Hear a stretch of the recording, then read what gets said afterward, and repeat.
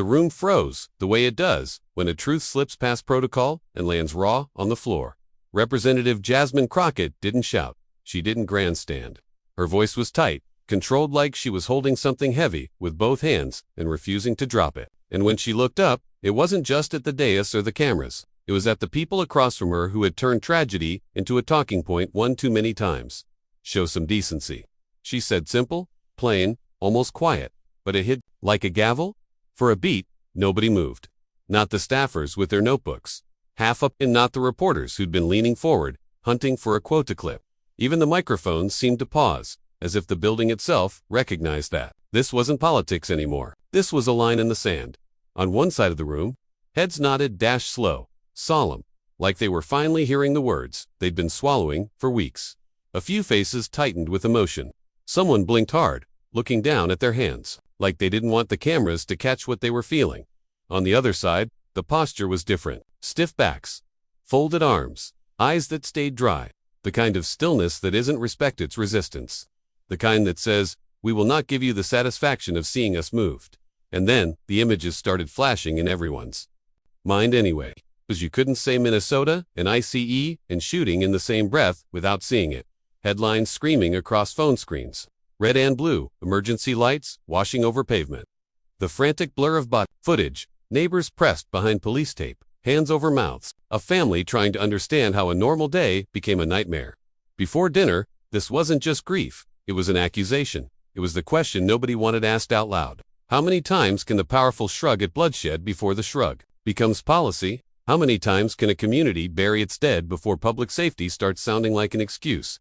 Crockett held the silence, letting it stretch, letting it sting, letting it demand a response. Because she wasn't begging for civility, she was demanding humanity. And the most dangerous thing about what she had just done is she made decency sound non-negotiable. But what made her speech so explosive is what happened right before she took the mic.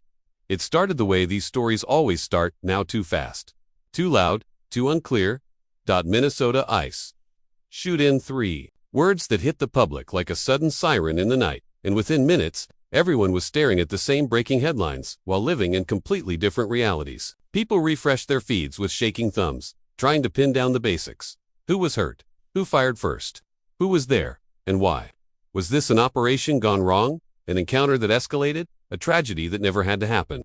And in the empty space where facts were still catching up, something else arrived right on time. Certainty.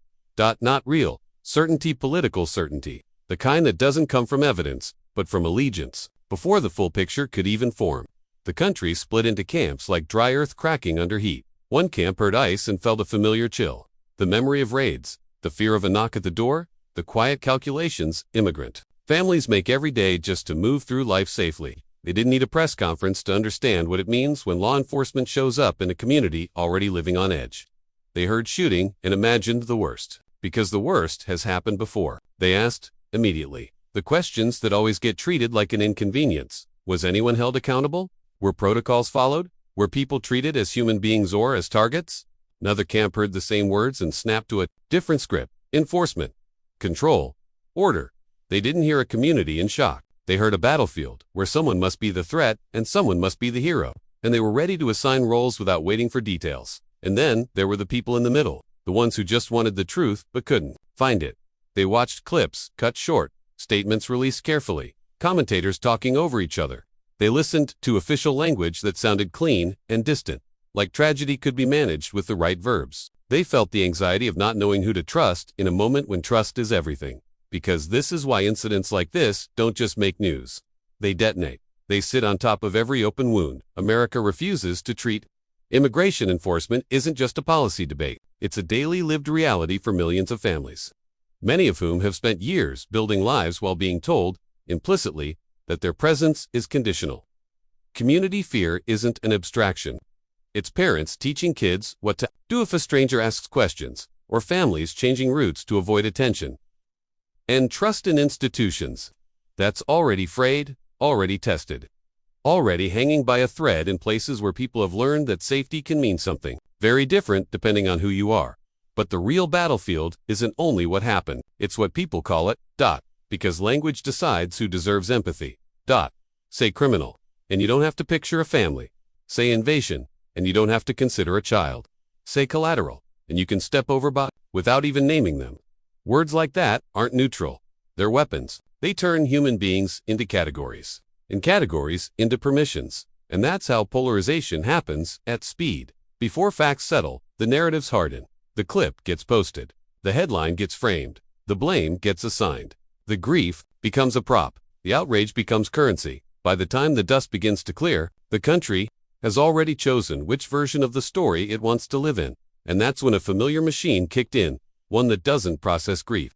It weaponizes it. # villain setup. The deflection machine. It didn't take long. It never does. Before the names were even spoken with care, before anyone had the decency to sit in the discomfort of what happened, the deflection machine warmed up like it was built for moments exactly like this. Because it was, first came the sympathy statement, the ritual offering, a sober face, a lowered voice. Our thoughts are with the victims. A careful pause, just long enough for the cameras to catch the performance. And then, right on schedule, the pivot. But we also have to remember, that's the hinge. That's where grief gets redirected into justification. Where human loss becomes an opening argument. Where accountability is treated like an attack. And questions are framed as disrespect. The machine doesn't deny tragedy outright. It doesn't have to. It simply drains it of moral consequence. It takes a shooting and turns it into a lecture about law and order. It takes a shaken community and turns it into a warning about the border. It takes pain and files it under unfortunate, like a weather event. Like a storm that rolled in with no human hands behind it. And then come the talking points, polished, repeated, and strangely identical, no matter who's delivering them. If you're angry, they call you political. If you're grieving, they call you dramatic. If you're asking questions, they call you divisive. If you want oversight, they call you anti-law enforcement. The language is designed to make moral clarity sound like extremism. Some of them do it with a soft voice, the reasonable tone that makes cruelty sound responsible. Others do it with heat, the kind that dares you to disagree so they can accuse you of hating America. Different styles, same purpose. Protect the system, protect the party, protect the narrative, because the deflection machine has one sacred rule. Never let the conversation stay with the people who were harmed. So instead, it shifts the spotlight. It starts asking different questions, the kind that lead away from accountability and toward scapegoats. Why were they there? What did they do? Aren't we leaving out context? Shouldn't we be talking about security? Context becomes a weapon, not a tool. It's not offered to understand. It's offered to reduce empathy, to shrink the circle of who counts. And when that doesn't work, the machine goes smaller. It treats victims like props. A family becomes a tragic situation. A community becomes unrest. A person becomes an individual. The more abstract the language, the easier it is to keep moving. The more you can talk about incidents and operations, the less you have to face what it looks like when a door is kicked, when fear sits at the dinner table, when someone's life ends in a moment that shouldn't have happened. This is how the machine wins. It never has to be heartless in public. It just has to be efficient, because behind every pivot is an incentive structure. And it's loud enough to drown out conscience. Outrage, fundraising, rewards the sharpest spin, not the deepest truth. Clip culture doesn't want nuance. It wants a 10-second hit that can be posted with a caption, like a punch. Party loyalty demands alignment, even when alignment requires swallowing your own humanity. And the pundit ecosystem, it's an assembly line. One person says, open borders. Another says criminals. Another says chaos. By nightfall, the same recycled narrative is everywhere, echoing across screens until it starts to feel like reality. Meanwhile, the people closest to the trauma are left screaming into the wind.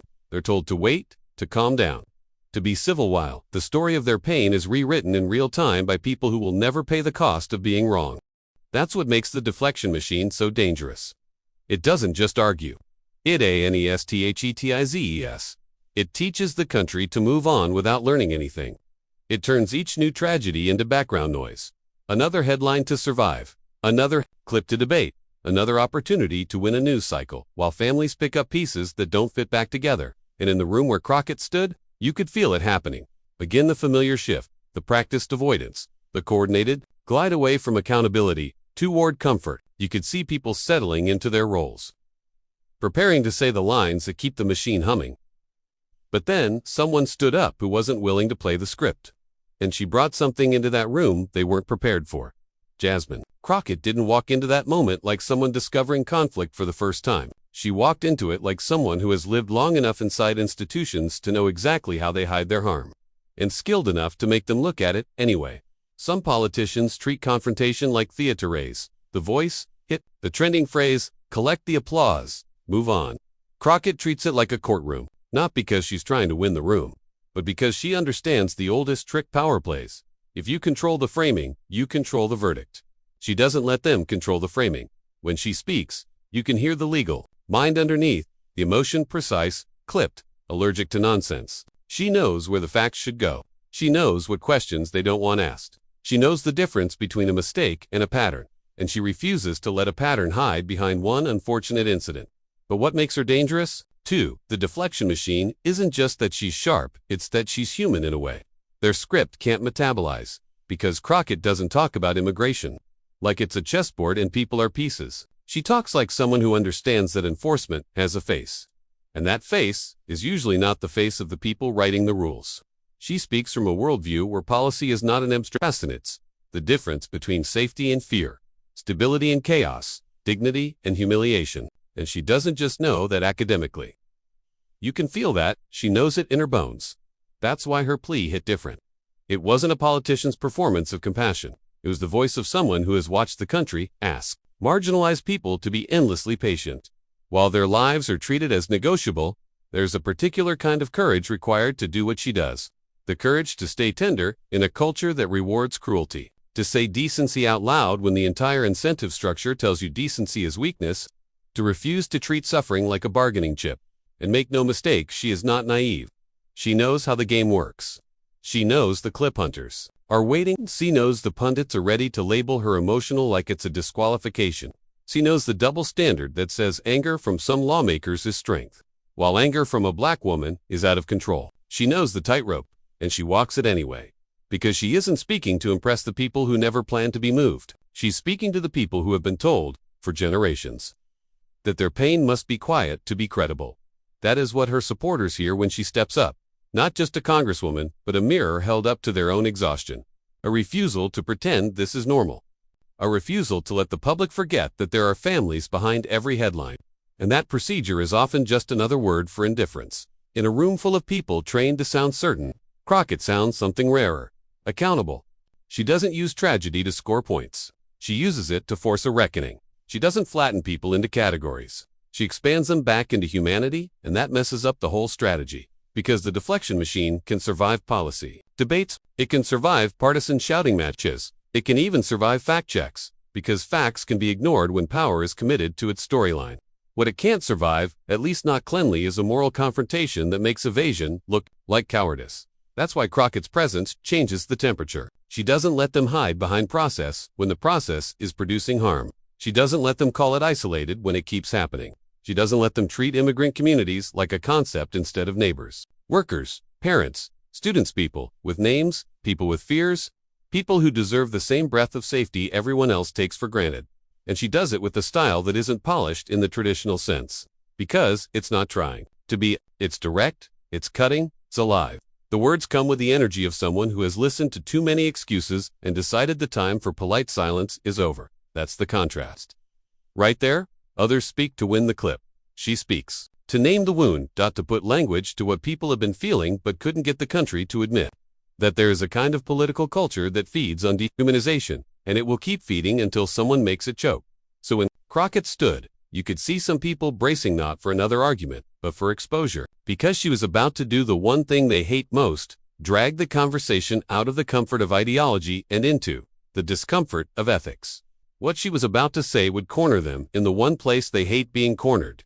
Morality. And the room could sense it before she even started, the way animals sense a storm in the air. A few lawmakers adjusted their posture. A few staffers looked up from their screens. Someone leaned in. Someone else leaned back, already preparing the dismissive smirk, the eye roll, the escape hatch. Because the moment she began, you could feel this wasn't going to end as a normal debate. The first remark wasn't even loud. That was the problem. It came out measured. Almost managerial, one of those sentences built to sound responsible while quietly evacuating the human beings from the story. A phrase about operational complexity. A reminder that emotions are high. A suggestion that we shouldn't rush to judgment. There were smooths, clinical, and they landed like cold metal. You could feel the room register it in real time. On the grief side of the chamber, faces tightened. People stared straight ahead with that look that says, "So we're doing this again?" On the performance side, heads nodded as if a script had been successfully resumed. Relief disguised as reason. Crockett sat still for a beat, eyes forward, jaw set. She didn't jump in to score a moment. She waited, like she was giving the room one last chance to act like it understood what was at stake. Then she leaned in, not to grandstand. 2. Translate Shabrata back to the families. 2. The fear that ripples outward when a community watches violence collide with enforcement. She made it plain. You can't manage this like it's just another headline, just another partisan skirmish. People are listening. People are hurting. People are deciding, right now, whether the institutions in front of them see them as human. And for a second, it almost worked. A few eyes softened, a few pens paused. The room held its breath the way it does when someone says something true that could still change the tone. Then came the interruption. Not a full-throated outburst, a casual cut-in, a dismissive little override. Like her words were taking up too much time in a meeting, someone started talking while she was still finishing her sentence. Someone else leaned toward their mic with that practiced impatience, as if her insistence on decency was a procedural inconvenience. The message wasn't hidden. We heard you. We don't care. Crockett blinked once. Slow. She kept her voice even. Tried again. She repeated the point in tighter language. The way you do when you realize the room isn't misunderstanding? Choosing not to understand? She asked. For basic accountability, basic empathy, basic respect for the dead and the living who had to carry what happened. And again, she got brushed off. A shrug disguised as skepticism. A pivot to, well, what about a sarcastic edge that turned tragedy into a debating prompt? The kind of tone that tells the audience at home, don't get emotional, don't get serious. This is just politics. That's when the energies split. Cleanly, down the middle. On one side was grief-heavy, quiet, collective. The people who looked like they'd been carrying too much for too long. The ones who didn't need this explained to them because they'd watched the fear move through their neighborhoods like weather. On the other side was performance, quick, polished, self-protective. People speaking, not to solve anything. Not to comfort anyone, but to be seen speaking. To land the line. To feed the clip. To keep the narrative machine on schedule. You could see it in the reaction shots. A staffer's eyes flicking to a phone, checking what was trending. A lawmaker smirking as if this was entertaining. A reporter's head snapping up when the temperature changed. Like blood in the water, and in the middle of it all, Crockett still trying, still insisting, still acting like the lives involved deserved more than a talking point. She held her ground as the room tried to make her the problem. When she pushed for humanity, they answered with procedure. When she spoke about fear, they answered with slogans. When she named the stakes, they treated it like a partisan trap. One of them offered the kind of both sides framing that always seems to appear when accountability gets too close. Everyone needs to calm down. Everyone needs to be civil. Everyone needs to stop making it political. As if the blood wasn't already political. As if the only thing that made it political was someone refusing to look away. The tension tightened the way a wire tightens before it snaps. Voices overlapped. A chair scraped. Someone muttered something under their breath that wasn't meant for the microphone but found it anyway. A couple of people laughed small. Sharp laughs that landed like insults. Secondhand embarrassment spread through the room. Not because the subject was uncomfortable, but because the refusal to be decent was on full display. You could feel people thinking, is this really who we are? Is this what we do with tragedy? Crockett's expression changed not into rage, not yet, into something cleaner. Decision. The look of someone realizing that negotiating with their framing was just another way of losing time. And time was the one thing the grieving never get back. And then she stopped trying to meet them halfway. She stopped trying to translate. She stopped trying to gently guide the room toward basic human recognition. And then she stopped trying to negotiate with their framing and delivered the plea that turned the air electric. I'm begging you. It didn't come out like a threat. It didn't come out like a speech written to go viral. It came out low and steady. The way someone speaks when they're trying not to let their voice break in front of people who don't deserve the satisfaction of seeing it. I'm begging you. Crockett repeated, slower this time, as if the room had to hear each word individually. No hiding behind noise. No pretending it was just another exchange on the record. Just show some decency. The microphones caught it clean.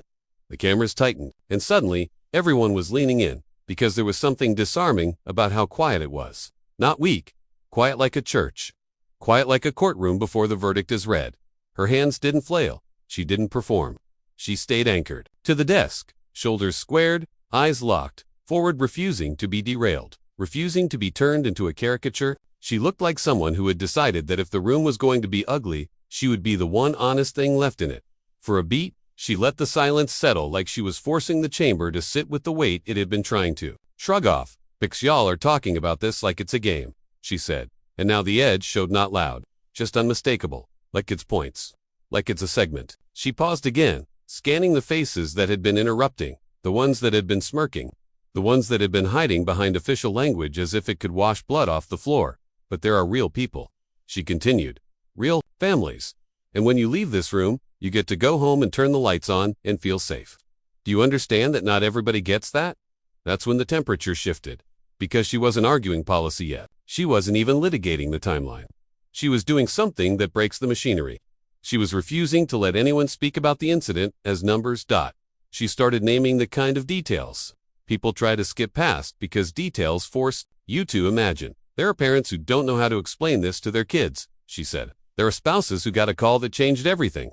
There are communities that are already terrified, already living like any wrong turn, any knock, any flashing lights could be the moment their life splits in half." She didn't need to list every name for you to feel what she meant. The point was, the principle. If you can talk about a shooting and your voice never changes, if you can reduce fear to optics, if you can treat human loss like collateral damage on the way to a talking point, then something in you has been trained off. And she was calling that out without flinching. "You keep saying law and order like it's a magic spell," Crockett said, her voice still controlled, but sharper now, each syllable landing with intent. "You keep saying enforcement like that word makes everything else disappear." She leaned forward slightly. "But law and order without humanity is just power. And enforcement without accountability is just permission." A couple of heads snapped up at that. You could see people recalculating. Is she about to take this where I think she's taking it? Yes, because she wasn't going to let the room do what it always does, offer a condolence sentence, then sprint back to ideology. She held up the mirror again. "What I'm hearing is, you want to debate this like it's politics, she said. "You want to treat pain like it's a strategy? You want to talk about communities like they're problems to manage instead of people to protect? Then clean and direct? No extra flourish. Decency isn't partisan." It landed with a different kind of force than a clapline. It was basic, undeniable. The kind of statement that exposes you by how you respond to it. She let her eyes move across the room. Slow. It's not Democrat. It's not Republican. It's not progressive, conservative, moderate, whatever label y'all are hiding behind today. Her tone stayed even, but the accusation was clear. Hiding. It's baseline. It's what you require of yourself before you open your mouth about someone else's tragedy. And now, she had them. Because this is the trap the deflection machine hates. The moral frame. Argue with her. And you look like you're arguing against decency. Agree with her. And the entire posture changes, because then, the next question becomes unavoidable. If decency is baseline, why are you refusing to act like it? Why are your colleagues interrupting? Why are people laughing?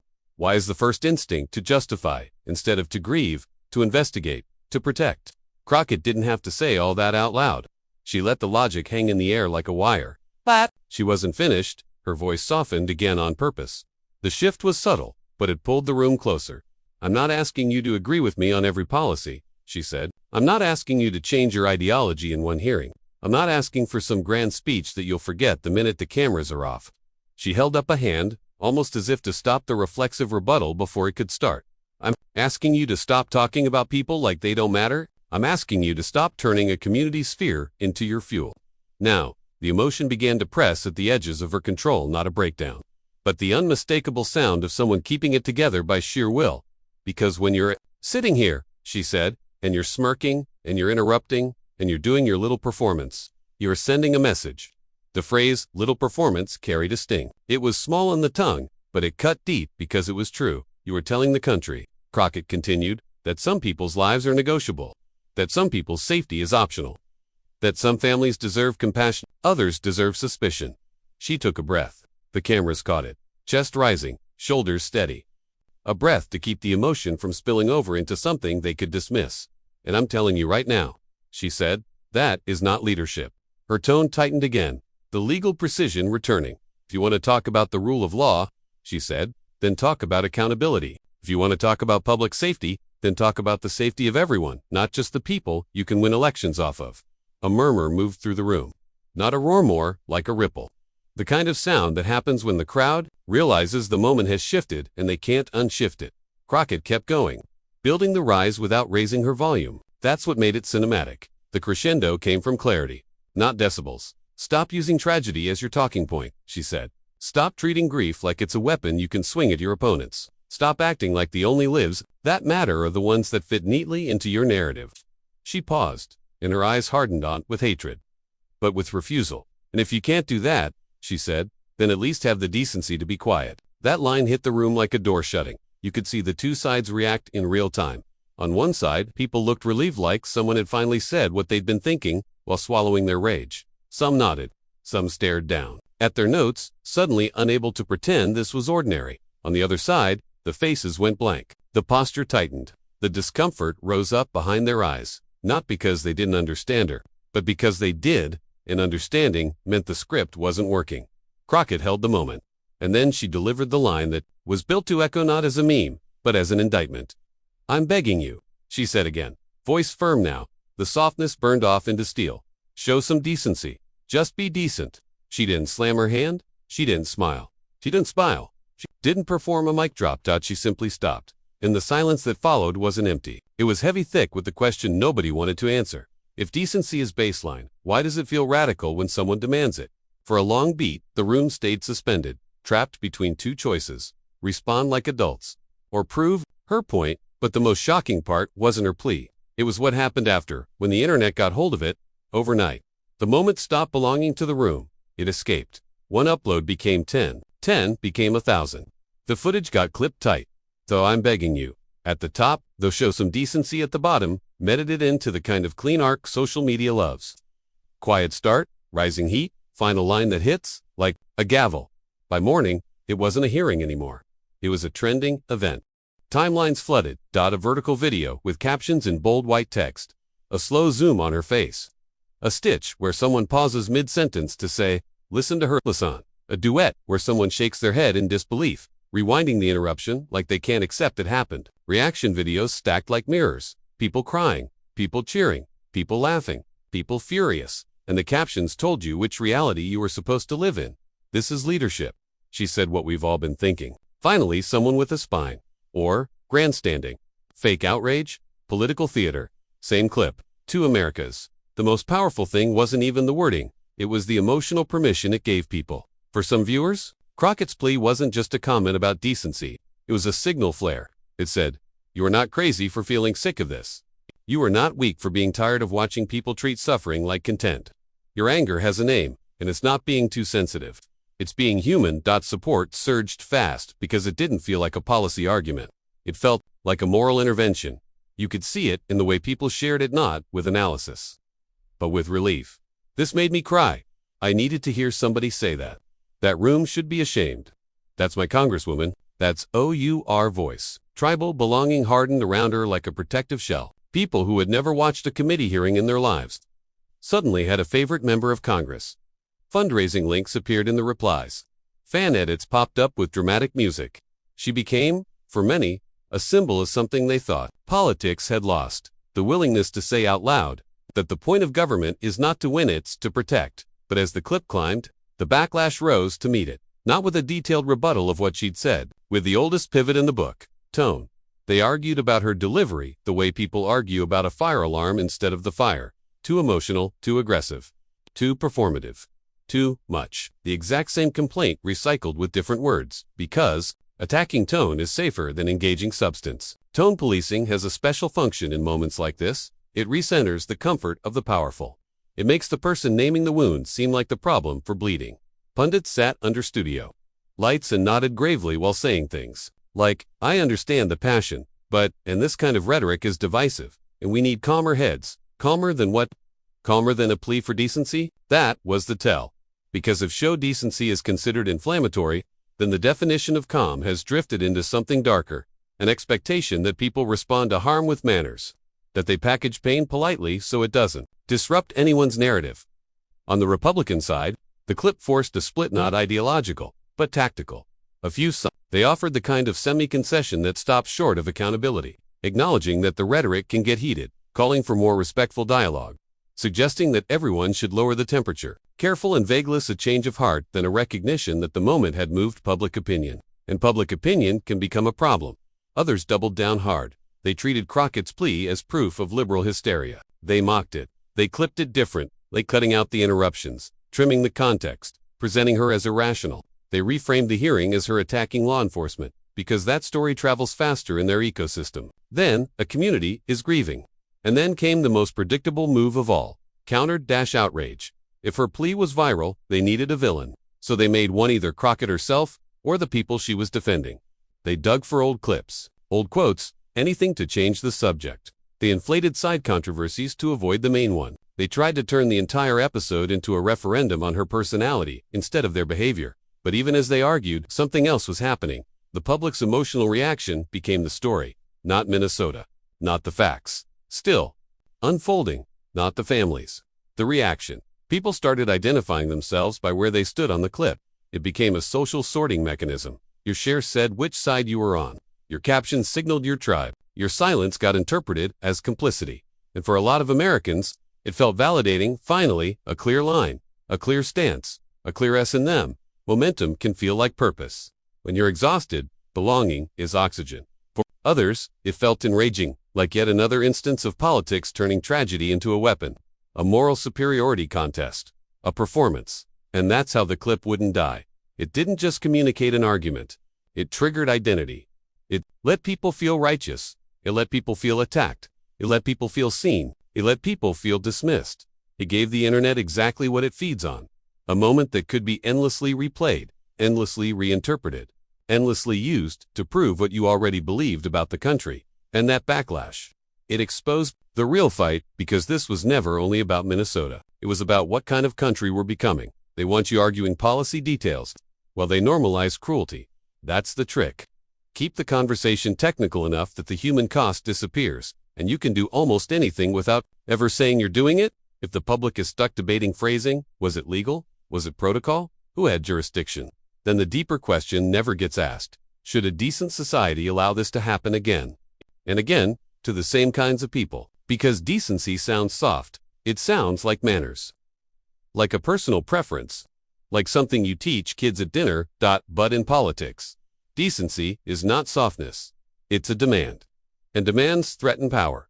Power loves complexity. Because complexity is fake, but because complexity creates fog. Fog is useful. In fog, nobody has to be responsible. In fog, you can say, it's complicated, and end the conversation before it gets dangerous. Decency cuts through that. If you accept be decent as the baseline, then a whole list of behaviors become indefensible without even needing a legislative memo. Laughing during testimony becomes grotesque, not politics. Interrupting grief becomes cruelty, not debate. Treating human beings like problems becomes dehumanization, not realism. Hiding behind procedure becomes cowardice, not process. And once the public starts seeing those behaviors as moral failures, not partisan-style differences, the people doing them have a problem. Because you can survive being called wrong. You can't easily survive being called inhumane. That's why calls for decency trigger such an aggressive response. They're not hearing a polite request. They're hearing a verdict creeping to them. Harsher tactics don't arrive all at once. They arrive by language first. Before you can treat people brutally, you have to teach the audience not to feel their pain. And the fastest way to do that is to turn people into abstractions. Illegals instead of families, aliens instead of workers, in students, invasion instead of migration, thugs instead of citizens with rights, collateral instead of the dead. Once language does that work, policy can follow. Because if the public sees a group as less human, or as a threat by default, then restraint starts to look like weakness. Oversight starts to look like sabotage. Compassion starts to look like betrayal. And cruelty, dressed up as strength, starts to look like leadership. This is why dehumanizing rhetoric is not just offensive, it's operational. It cleared the runway. Crockett didn't walk into the trap of arguing only the details. She shifted the frame to the one place the deflection machine struggles. Basic morality. Her message was simple enough to survive. Clipping no footnotes required. That's exactly why it traveled. The internet can't carry a policy white paper. It can carry a moral sentence. Show decency works because it does three things at once. It's universally legible. You don't need to know the bill number or the agency acronym to know what decency is. It recenters the human cost. It forces the listener to picture people not categories. It reactivates empathy, the very thing dehumanizing. Language tries to shut down, it collapses the escape routes. If someone responds by mocking it, dismissing it, or policing the tone, they reveal something ugly that they would rather debate. Optics, then confront harm. That's why the pushback so often becomes, she's theatrical, instead of, she's wrong. If you argue against her substance, you risk admitting the underlying truth. That something indecent is being defended. Humane governance requires limits. Limits on force, limits on punishment, limits on what the state can do to people who have less power. And limits are inconvenient to those who gain from domination, fear, and spectacle. Decency says, you don't get to win at any cost. You don't get to treat people as disposable. You don't get to call cruelty order and expect applause. You don't get to hide behind the flag while abandoning the human. That isn't sentimental. It's a framework for preventing abuse. And that's the deeper conflict. Not Democrat versus Republican, not red versus blue. But whether we're going to build a politics where power answers to humanitor, a politics where humanity is sacrificed to power. So here's the question. If decency is the baseline, why is it treated like a radical demand?